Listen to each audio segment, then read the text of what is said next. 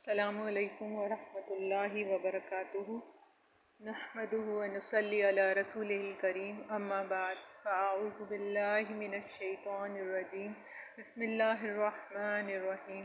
رب اشرح لی صدری ویسر لی امری واحلل عقدۃ من لسانی یفقہوا قولی، رب زدنی علما، اللہم فقہنا فی الدین۔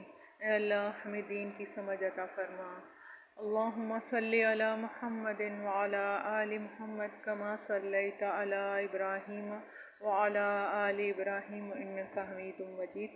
اللہم بارک علی محمد وعلی آل محمد کما بارکت علی ابراہیم وعلی آل ابراہیم انک حمید مجید۔ آج ہم آپ صلی اللہ علیہ وآلہ وسلم کی پیدائش اور رضاعت کے بارے میں پڑھیں گے۔ آپ صلی اللہ علیہ وآلہ وسلم مکہ مکرمہ میں شعب بن ہاشم کے اندر موسم بہار میں پیدا ہوئے۔ یہ دوشنبہ سوموار کی صبح تھی۔ ربیع الاول کی 9 اور کہا جاتا ہے کہ 12 تاریخ تھی۔ اس میں اختلاف ہے۔ سال وہی تھا جس میں ابرہہ نے مکے پر حملہ کیا تھا، چونکہ وہ اپنے ساتھ ہاتھی بھی لایا تھا اور عربی میں ہاتھی کو فیل کہا جاتا ہے، اس لیے اس سال کا نام عام الفیل پڑ گیا۔ اس روز اپریل 500 ہجری کی 22 تاریخ تھی۔ پیدائش کے وقت دایا کا کام حضرت عبد الرحمن بن عوف رضی اللہ عنہ کی والدہ شفا بن عمرو نے انجام دیا۔ جب آپ صلی اللہ علیہ وآلہ وسلم پیدا ہوئے تو آپ کی والدہ نے خواب میں دیکھا کہ ان کے جسم سے ایک نور نکلا ہے جس سے ملک شام کے محل روشن ہو گئے ہیں۔ پھر والدہ نے عبد المطلب کو آپ کی پیدائش کی خوشخبری بھیجی۔ وہ شاداں و فرحاں تشریف لائے اور آپ کو خانہ کعبہ میں لے جا کر اللہ تعالیٰ سے دعا کی اور اس کا شکر ادا کیا، اور اس توقع پر کہ آپ کی تعریف کی جائے گی آپ صلی اللہ علیہ وآلہ وسلم کا نام محمد رکھا۔ پھر عرب کے دستور کے مطابق 7ویں دن عقیقہ اور ختنہ کیا اور لوگوں کی دعوت کی۔ آپ صلی اللہ علیہ وآلہ وسلم کو آپ کے والد کی لونڈی ام ایمن گود کھلایا کرتی تھیں۔ وہ حبشن تھی اور ان کا نام برکت تھا۔ اللہ تعالیٰ نے ان پر بڑا فضل کیا، چنانچہ انہوں نے آپ کی نبوت کا دور پایا، اسلام لائیں اور ہجرت بھی کی۔ پھر آپ کی وفات کے 5-6 مہینے بعد وفات پا گئیں۔ رضاعت۔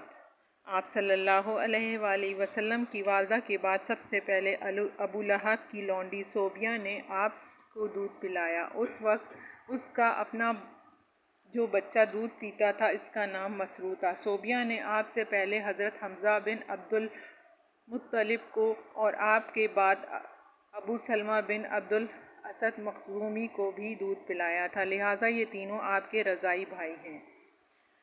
حلیمہ سعدیہ کی گود میں۔ عرب کے شہری باشندوں کا دستور تھا کہ وہ اپنے بچوں کو شہری بیماریوں سے بچانے کے لیے انہیں دودھ پلانے والی بدوی عورتوں کے حوالے کر دیا کرتے تھے تاکہ ان کے پٹھے مضبوط اور ان کی عربی زبان خالص اور ٹھوس ہو جائے۔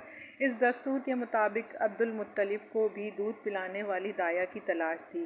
ادھر بنو سعد بن بکر بن حوازن کی کچھ عورتیں اس غرض سے مکہ آئیں اور ان کے روبرو آپ صلی اللہ علیہ وآلہ وسلم کو پیش کیا گیا، مگر جب انہیں معلوم ہوتا کہ آپ صلی اللہ علیہ وآلہ وسلم یتیم ہیں تو وہ آپ کو لینے سے انکار کر دیتیں۔ ایک خاتون حلیمہ بنت ابی ذؤیب کو کوئی بچہ نہ ملا، لہٰذا انہوں نے مجبوراً آپ ہی کو لے لیا، مگر جب لے لیا تو ان پر خوش قسمتی کا ایسا دروازہ کھلا کہ دنیا حیرت زدہ رہ گئی۔ حلیمہ کے گھر میں برکات کی بارش۔ جیسا کہ پہلے اشارہ کیا گیا کہ جب تک آپ صلی اللہ علیہ وآلہ وسلم حلیمہ کے گھر میں موجود رہے ان کا گھر برکتوں سے مالا مال رہا۔ حلیمہ کا بیان ہے کہ جب وہ مکے آئی تھیں تو قحط سالی کا دور تھا۔ ان کے پاس ایک گدھی تھی جو اس قدر کمزور اور دبلی تھی کہ پورے قافلے میں سب سے سست اور مریل چال چلتی تھی۔ ایک اونٹنی بھی تھی مگر وہ ایک قطرہ دودھ نہ دیتی تھی۔ حلیمہ کا اپنا بچہ بھوک کی بے قراری سے پوری رات بلکتا اور چیختا رہتا، نہ خود سوتا نہ ماں باپ کو سونے دیتا، مگر جب وہ آپ صلی اللہ علیہ وآلہ وسلم کو لے کر اپنے ڈیرے پر آئیں اور گود میں رکھا تو سینہ دودھ سے بھر گیا، حتیٰ کہ آپ نے شکم سیر ہو کر دودھ پیا اور آپ کے ساتھ حلیمہ کے بچے نے بھی جی بھر کر پیا۔ پھر دونوں آرام کی نیند سو گئے۔ ادھر شوہر اٹھ کر اونٹنی کے پاس گیا تو کیا دیکھتا ہے کہ تن دودھ سے ابلا چاہتا ہے۔ چنانچہ اس نے اس قدر دودھ دوہا کہ دونوں نے خوب آسودہ اور سیر ہو کر پیا اور نہایت پرسکون رات گزاری۔ مکے سے واپسی کے دوران میں حضرت حلیمہ اس خستہ حال گدھی پر سوار ہوئیں اور اپنے ساتھ آپ کو بھی لیا، مگر اب وہی گدھی اس قدر تیز چلی کہ پورے قافلے کو کاٹ کر آگے نکل گئی اور وہ گدھا کوئی گدھا اس کا ساتھ نہ پکڑ سکا۔ حضرت حلیمہ کا وطن دیار بنو سعد سب سے زیادہ قحط زدہ تھا، مگر اس کے باوجود مکے سے واپسی کے بعد ان کی یہ حالت ہوئی کہ جب بکریاں چر کر واپس آتیں تو ان کی کوکھ نکلی ہوئی ہوتی اور تھن دودھ سے لبریز ہوتے۔ میاں بیوی خوب دوہتے اور پیتے، جبکہ کسی اور انسان کو دودھ کا ایک قطرہ بھی میسر نہ ہوتا۔ یوں اس خانوادے کو مسلسل خیر و برکت نصیب ہوتی رہی، یہاں تک کہ 2 سال گزر گئے اور مدت رضاعت پوری ہو گئی۔ چنانچہ حلیمہ نے آپ کو دودھ چھڑا دیا۔ اس دوران میں آپ صلی اللہ علیہ وآلہ وسلم پختہ اور مضبوط ہو چکے تھے۔ آج ہم یہی تک رکھیں گے، دعا کر لیتے ہیں۔ ربنا تقبل منا انک انت السمیع العلیم وتب علینا انک انت التواب الرحیم۔ سبحانک اللہم وبحمدک نشہد ان لا الہ الا انت نستغفرک ونتوب الیک۔ سبحان ربک رب العزت عما یصفون وسلام علی المرسلین والحمد للہ رب العالمین۔ الہی آمین۔ السلام علیکم ورحمۃ اللہ وبرکاتہ۔